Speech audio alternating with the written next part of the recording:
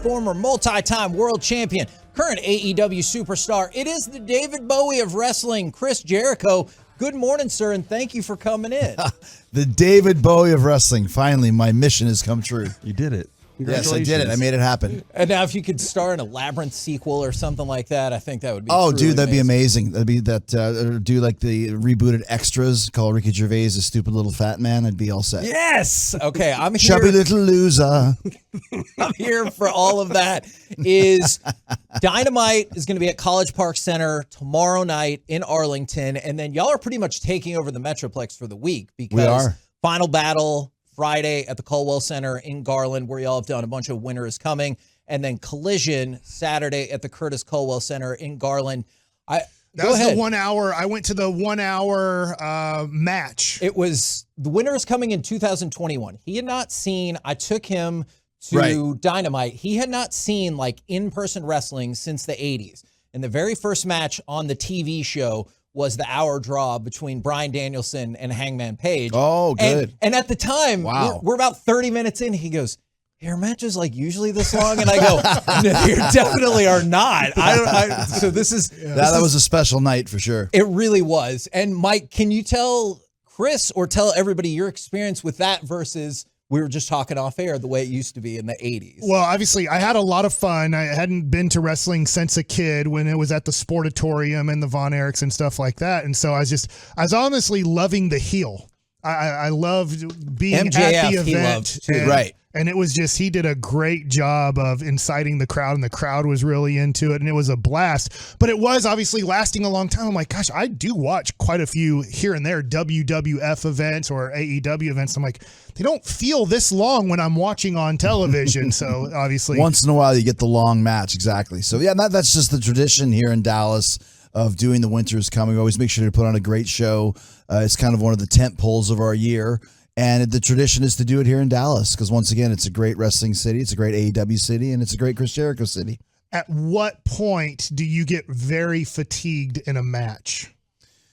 I mean, I don't know. I don't think I ever really get fatigued at all. And I think all of us are equipped to go an hour if we had to. Thankfully, that doesn't really happen much. So usually matches, especially for TV, you're talking 15, 20 minutes. And you're always fatigued as in you're giving it your all, and it's not easy to do. But I think, not to sound too cliched, but most of us are highly conditioned athletes that are used to it, and you just go out there and do it. It's what we do. So I'm a former professional baseball player, and my career ended at 30 years old, like a lot of guys do. There's special guys that they get to play into their 30s, and when you talk to those guys, they have to do so much maintenance to have their body ready to play in a Major League Baseball game, let's just say in their mid-30s or late 30s.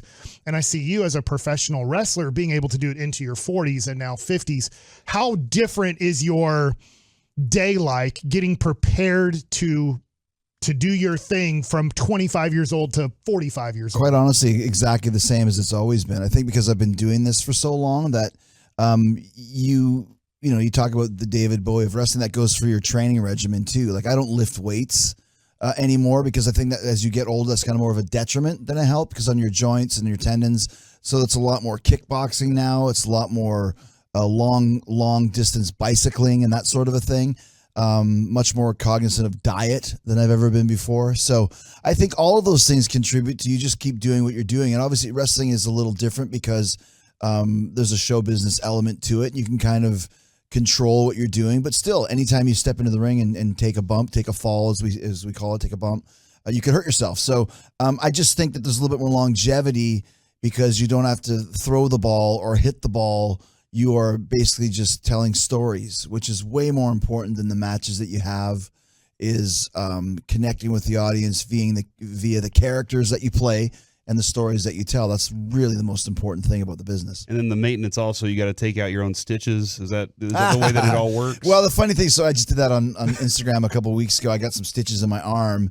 And when you get them, it's like 10 days later, you have to get them removed. I don't have time to go to the clinic and, wait there for an hour to have some doctor cut the stitches out. I can do that myself. So I do, and that's no problem. And I had my daughter film it, which was funny because she started feeling really queasy and nauseous. I'm like, why? And I didn't realize it's probably pretty pretty traumatic to watch your dad take out his own stitches as you're filming it for TikTok.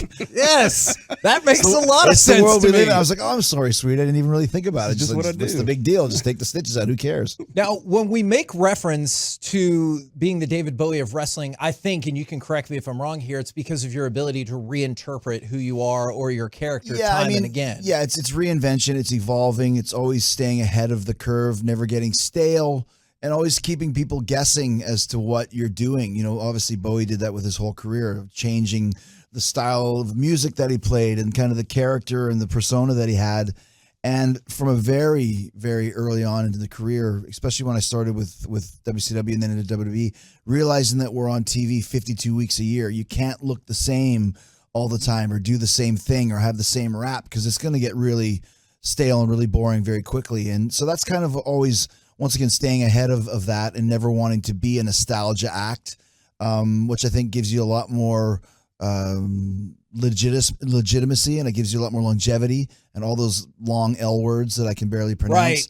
Right. But yeah, it really does kind of keep things fresh, and you're always keeping people guessing, which I think is exciting. Was there ever a pivot then? Like, I understand everything that you just said. Was there ever a pivot that you were hesitant because you thought either this was working so well or you weren't sure how accepting fans would be, for better or worse, of the new direction you were going? I think probably in about 2008 when I realized that Y2J was kind of done.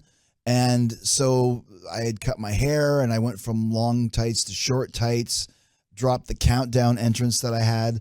But more specifically, I had a company-wide edict that you're not allowed to call me Y2J anymore. Don't call me that on commentary. Don't call me that in any ads that you print or any publicity that we're doing.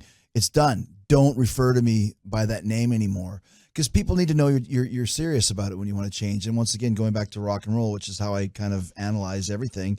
You look at when Kiss took off their makeup in 83, like that was a real sea change. Like they're letting people know this is different. We're taking our freaking makeup off. So, you know, people will see that and go, what do they just do? Why are they doing that? And that's kind of what I wanted to do when I dropped the Y2J thing, was I wanted everyone to understand this is different. I'm taking this seriously. I expect you to do that as well. And I kind of do that throughout my career. You know, when I first went to AEW, when we started, one of the reasons why I didn't want to go back to WWE and I wanted to do something new is I didn't want to go back to doing the list. I knew that people would want to see the list again. And it was so huge. The list was so popular, but I felt if I go back now 3 years later and start putting people on the list, it just doesn't feel right to me. It feels kind of lame and contrived. And the Festival of Friendship is still amazing. Like, I realize we've moved on. One of the greatest moments in Raw history, and I say that with all humbleness.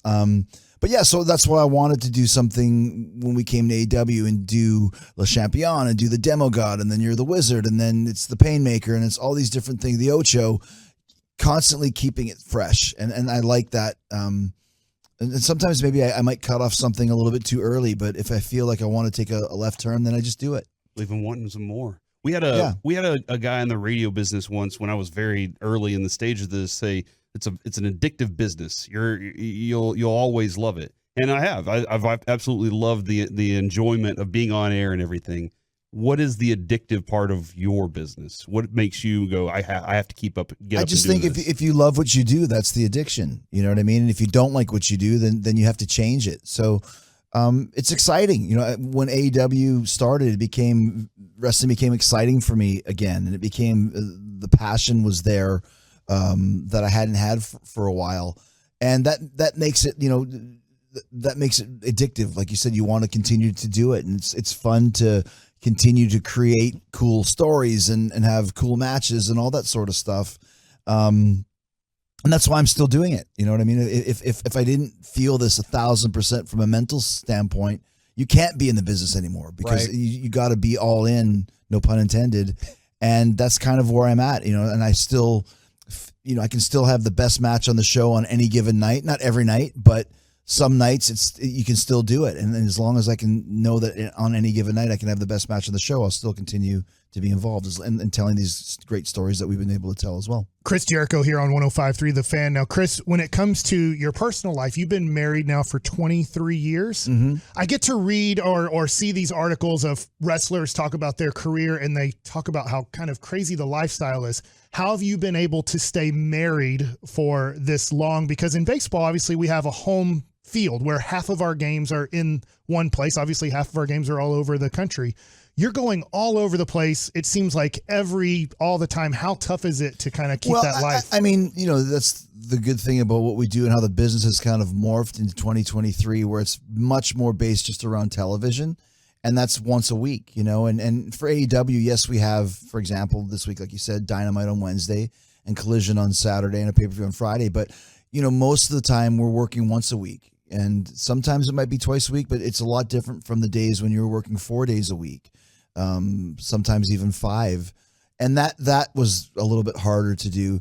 But it's easier now because there's a lot of time at home, especially, like I said, if you're working on a Wednesday and you leave Tuesday and you're back Thursday, it's pretty, you're home most of the week. So things have changed. I mean, when I first started, I remember in WCW, I was working, I think, 23 or 24 dates a month. Like, that's insane when you think of that. And WWE as well, 20 dates a month, 22 dates a month. There's no way I would still be doing this if that was the schedule nowadays. And I think that's another reason, like if this was 1985, Chris Jericho wouldn't be wrestling at 53. But in 2023, the business has morphed into where we're at now, where you can still continue to wrestle. I mean, Sting is 64 and still kicking ass. He's getting ready to have his final match in February, but that's when he's decided he's done. I mean, that's 12 years away for me, you know what I mean? And so you got another 12 in I mean, you never know, right? I'll have to start putting some face paint on maybe or something along those lines. But, it's one of those things. I remember when I first started at 19, I was like, I'll probably wrestle till I'm 30. That sounds good. And then here I am, 53 thinking, well, I could probably go another whatever. I don't know. I could explode into a puff of dust tomorrow. But as of right now, I'm feeling great. It'd make for great TV, if nothing else. It would. Else. If I'm gonna do that, let's make sure we put it on pay-per-view. Yeah, exactly. Moment ever. Would you be okay with staying around for another segment? Love this conversation we got going. I'll be happy to, as long as you guys will have me. Yes. Outstanding. Yes. Tomorrow night, you can hear from him and Kenny Omega, the Golden Jets. I knew you already knew that, Corey. At College Park Center in Arlington for Dynamite. Final battle. Curtis Colwell Center in Garland on Friday. Collision, Curtis Colwell Center in Garland on Saturday. AEWTix.com if you want to check that out. Thank you very much for being here and for sticking around with us another segment. I got nowhere else to go, so what was I going to do? Awesome. I like that. So we got to talk trash about Sean Sharif in the break. Is the elevator a place for conversation or peace and quiet? What's your take on that? I think it's just an uncomfortable moment all the way around, so I think just be quiet. Okay. Be quiet and just stare at the wall. It's the best way to do it. The thing that's tough about our elevator is this is one of the few floors where you have to scan your badge to get up there. So I always hope that somebody breaks to the left in the elevator, not to the right, so I don't have to be like, hey, I'm sorry. But once again, it's hard because even if you're the friendliest person in the world, you can't have a conversation in 45 seconds. Right. It's tough. So it's hard you can't get started because they're like, how's your day? Good. Yeah. Have a great one. Yeah. Because I kind of want to be like, do you really care? Yeah, and then that's my point. Like, why do we even want to do this? Yeah. That's a fair point. So speaking about why do you want to do this, I'm intrigued by, you said at 19 years old, you get into wrestling, you want to be a wrestler. Obviously, you can do wrestling in high school, but it's a different type of wrestling. What made you kind of in high school, right out of high school, go, this is it. This is what I want to do with my life? Jeez, I feel like I'm on Oprah or something here. I'll loan you one of his books. You need a blanket. I was a fan of wrestling as way before that as a kid, and I just thought it'd be really cool to be involved in it. So it wasn't like right out of high school. It was probably when I was about 13 or 14 years old, I started really thinking about it, and not just like, oh, I want to be an astronaut. I want to be an archaeologist. Like, I really think I can do this. Like, what a cool idea of being in the wrestling business. So then I started kind of looking as to where could I even learn how to do this. And I was watching Stampede Wrestling out of Calgary. And at the end of the show, they would always have an address, learn to be a wrestler, Hart Brothers Pro Wrestling. So I wrote a letter, and then they said you have to be 18 to go to wrestling school. And I graduated from high school when I was 17 because when I was born. So I had to kill some time. So then I went to college for a couple of years, journalism degree. So when I was 19, I'd already had this whole plan ready to go. So I was able to kind of think about it for a few years and get all my ducks in a row, so to speak. Yeah, I was just scared to death because I was like watching The Great Kabuki, and I'm like, I don't know what's in that green mist he's putting out of his mouth, but I want nothing to do with it. A mixture of poison and sulfuric acid. So be careful. You got to avoid it. Yeah, it messes up your eyes, man. Guys wear eye patches from that stuff. I've never seen. I've worked with Kevin for a long time, and I never see him read a book ever. But every time we travel, he has one of your books. Mm-hmm. And there's enough of them. There's like 73 of them. Yeah. But he's always, I'm like, hey, dude, you never read. And he's like, yeah, but I find this interesting. And so you autographed this one. This is our first item for Peace-a-thon next year. We raised $88,000 for My Possibilities this year. Congratulations. And item number 1, thank you very much. So we're on the airplane, and he's sitting next to me. We're going to Oxnard, California for Cowboys camp. And he goes, hey, will you count for me? And it has your top 10 favorite matches. And I started counting, and there's 1, 2, 3, and I counted 11 matches in here. Yeah. And I was just I've always been curious about this. Why 11 in your top 10 Wasn't list? there one honorable mention? It doesn't, I don't know. It doesn't say on You got to actually read the book, my friend. Heaven forbid someone do their research and ask a good question around here. Shot to read. Oh, I did, didn't I? Yep. Well, there you go. See, you tried to stump me and you realized, I didn't even bother reading it. That book, by the way, Mike, I think you would get a kick out of this book in particular. Like he has not this one specifically though, because it's going to charity. Yeah, it's going to charity. Gotcha. But that one logs every single match in his career. So I kept a list of every match that I ever had. Wow. From my very first one, October 2nd, 1990. Literally wrote it down. I don't even have to do that anymore because they have websites that track that now. But up until, I think, October of 2020, every match I ever had is in that book. Wow. In chronological order, where it was, who was against, my personal star rating. Your payoff? My payoff for a while. The crowd.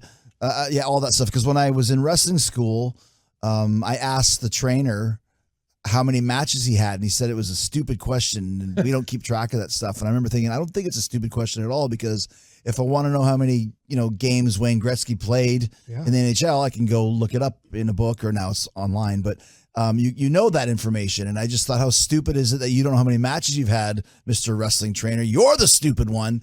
And I thought, well, I'll just keep a list of every match I ever have, and that's what I did. I used to carry around a little binder and write it down, in pen after every match. I really think that's awesome. You would get a kick out of progressing his career, watching all kinds of things the way they play out. Yeah. It is a super neat book. I would encourage everybody. When I did that, but then I did top 10 matches, and I had people write their favorite Chris Jericho stories, and then I was even my win-loss percentage. When I remember if Bad News Allen, who was one of my mentors, would have found out that I kept track of my win-loss percentage, he would have flipped out because you weren't supposed to do that. Don't be a mark. Who cares if you win or lose? And I just thought it was interesting. I've lost way more matches than I've won, by the way, so who cares? Now, it was cool to have that information. I hope this is okay. We were talking about this before the show. Corey said, when did you first start watching Chris Jericho? And I said it was in WCW, and I was not a fan at first. Obviously, I went back. I saw Heat Wave 96 and that amazing TV title match and all that great stuff. But at first, I told him I didn't like you because I didn't think you had a character, and you just came out and were like, "Come on, baby!" Right. Well, I didn't. You're right. I didn't have. A okay, and I just wanted to make sure that was a fair critique. Which is funny because prior to WCW, I was hated in Japan, one of the top heels in my company there, and adored in Mexico, one of the top baby faces in the country. But when I got to WCW, they didn't really know what they wanted me to do. So I was kind of neutered, which it took a while to kind of find out what my character was, but it didn't take that long. It took about a year. Yeah. And then I kind of stumbled on to the character, but that's when I turned heel. And when you're at that position in your career, it's always easier to get people to hate you than it is to get them to like you. But they wanted me to be this kind of, milky white baby face, which in 96, 97, nobody wanted to see anymore. Especially with the NWO having hit that same year. And Steve Austin was on the rise. And I knew it, but you got to play the part that the director wants you to play. But once I was able to kind of turn heel, then it was easy to find a character because I'd played that character for years, just not on the mainstream, platform. This is kind of maybe a basic wrestling question, but you're awesome on the mic if you go back and you watch what you do. And today, how quick do people know I'm going to need a handler because I just can't sell what's happening here? I mean, I think it's within you. Like in high school, I was cutting wrestling promos, and in high school, I was playing, Bill Sykes in the musical Oliver, the bad guy, the heel. And early on in wrestling camp in 1990, wrestling school, we were doing promos. I could always do it because you just have a personality about you. And some guys, I remember I went to the two of us that kind of made it out of Calgary was Lance Storm and myself. And Lance wasn't the talker that I was. He was just a freak athlete, one of the greatest athletes I've ever been in the ring with. So from the work side, he picked it up way quicker than I did. But on the personality side, I had it right out of the gate because either you do or you don't. And when you have that kind of, that personality and that character and that charisma, you just got to continue to hone it and work on it. And what character am I going to play? What is this role that I want to do on the show? And it comes fairly easy if you have that inside of you. If you don't, you're probably never going to have it. You can't force somebody to have a personality. You can find their personality, right? And figure out what that might be. And even Lance figured that out years later with, let me be serious for a moment. It just takes some time for guys to figure it out. But the most flamboyant, guys like that, Shawn Michaels or MJF, Chris Jericho, you have that probably from birth. Another thing that changed in the business over the years is you didn't have to have a daytime profession to be a wrestler. There used to be a time where you had to have a daytime profession. I'm hoping you can tell everybody listening who's not familiar, sadly, I remember this character. What was the character of the Goon, and did it get pitched to you back in the day to go to WWF? Well, there was no really getting pitched. It was, I was working in Smoky Mountain Wrestling, and then I had morphed to going to Japan where I was really doing good there. And then I got a call from Jim Cornette asking me if I wanted to play one of these characters. They're going to bring in these characters that were like, the way it was pitched to me, that there'd be jobbers, but they'll have a gimmick and they'll get a ring entrance, but you're still going to lose every match. And I was like, well, that doesn't really sound like much. It's like, I'll just continue doing what I'm doing, which is, killing it in Japan and Mexico and all that. And he's like, all right, well, it's a good opportunity for you, but I guess we'll just leave it. Leave. I'll mark you with an asterisk. I was like, no, mark me with a no. Like, I'm not doing it. And I'm not saying that the Goon was ever pitched to me, but knowing that I'm Canadian and knowing that, I had worked for Jimmy where he had this idea of doing penalty box matches. I mean, what was I going to be? Salvatore Sincere or the TL Hopper, the plumber? No, I'm pretty sure that I would have been earmarked to be the Goon. Which would have been, the worst thing I could have probably ever done for my career. This is a guy that came to the ring dressed as a hockey player, and his wrestling boots were like molded into looking like hockey skates. Yeah. So the bottom of his boots had like a wedge instead of a flat surface because it was a skate. And I was like, how the hell can you even walk on that? Never mind wrestle on it. So yeah, the Goon was the one that slipped away from me. And the bell would ring, and he would throw his gloves off. Google it, and you'll see some amazing. He had the hockey hair and everything. It was hilarious. I think it's interesting where you're talking about earlier. It's easier when you're younger or at a stage to get people to hate you than it is to get them to love you. At any time. It's always easier to get people to hate you. We had a segment called "Are You Better?" where Kevin would say whether or not he was better than whoever's birthday it was. Oh, okay. And sometimes you were involved because it was your birthday. Right. And Kevin, what was the line that you would throw out there if you were better than somebody? Better. And now it's a calling card. Really but we don't made even do the people segment mad. Anymore. We don't even, we moved catchphrase. on from it, but it's a catchphrase that stuck around with him for a long time. Nice. This is Alec Medford. He's a part-time producer, part-time radio host extraordinaire. Nice. He just kind of showed up and kind of plugged in his headphones. I'm assuming he's supposed to be here. Yeah, we waved him in. You have to show him the picture, though. He has a picture with you. I know he doesn't maybe look super old now, but then he looks even young. Yeah. I mean, you know what I'm saying, right, Alec? Yeah, he's recently bulked up, and now looks up in his 20s. What year is this? Oh, for the second book, yeah. This was 2012. So, nice. I was 11 or 12 back then. This was right down the street at Dallas Market Hall. I waited in line, I think 4 or 5 hours with my dad to get at the front of the line to meet you there. And that was a core memory. Good looking kid. Yeah. Yeah. That's the thing. That's how when we talked about the books, there's five books. And back in the first 2 books, maybe the 3rd, you would do extensive book tours at these ancient places called bookstores. Mm-hmm. And then they all started closing down, and it all became an online thing. But yeah, that's pretty cool that you were there. Well, Was Alex, that nice to you? Yes, you were great because I think you realized that Which we is were why there you for wore a a long rock shirt time today. Yeah. I I'm sorry. used to hate when people would do signings and they wouldn't even look up. There's a couple guys I can think of in my head. I won't say their names. They would just not even look up, just sign, pass along, sign, pass along. I never liked that. I'll at least give someone like, hey, what's your name? You know, Joe. To Joe, Chris Jericho. That's exactly what you did in this See, look book. at what is it? Joe, To Alex, yeah. To Alex. See, and then so at least you're asking a question. What's your name? Thanks for coming. Sign it, and at least you get your 10 seconds with the guy. I mean, that, when there's 500 people in line, that's all you can do. But at least you remember it as a positive experience, and that's what I always still try and do. At least give. Ronnie James Dio told me, give people their moment. You won't remember it, but they'll never forget it. Here's a perfect example. So thanks to the wise words of Dio. Yeah, it was incredible because we waited outdoors. It was freezing cold in January.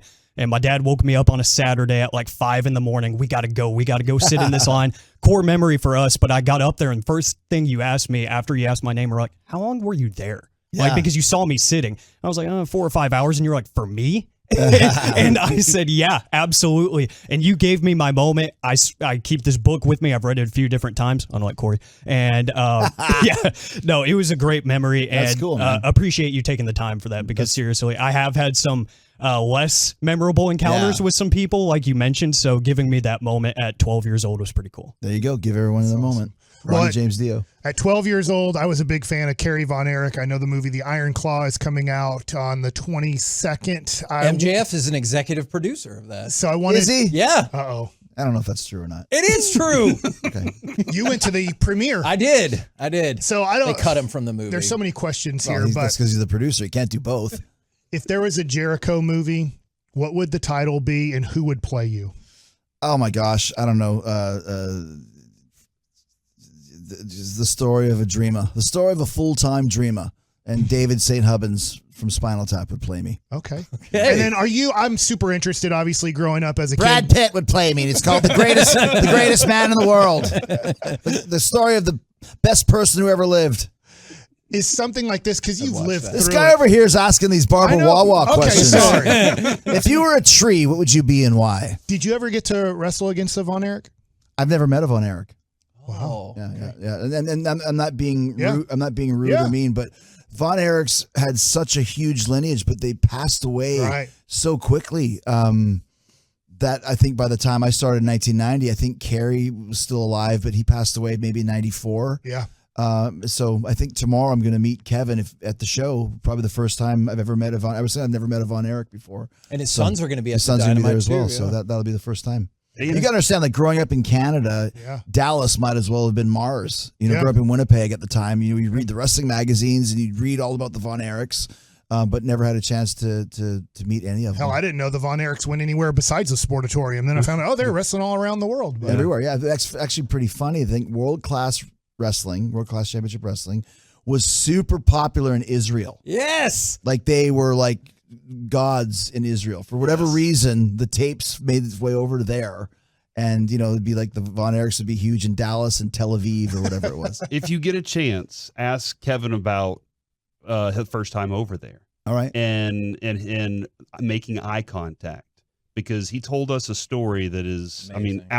we were so shocked to hear the Right, story. right. It's a very interesting story. So if you get a chance to I will. talk to Kevin about I'm going to try and that. get him on Talk as Jericho. So I'll ask him that question if he does it. And Ross and Marshall did invite me out to Hawaii to stay at their house once. And they were like, yeah, come on out and stay out. Do you think they were being serious, or do you think that was just a nice thing Yeah, to no, say? you would have showed up at the gate and they would have had the security escort you out.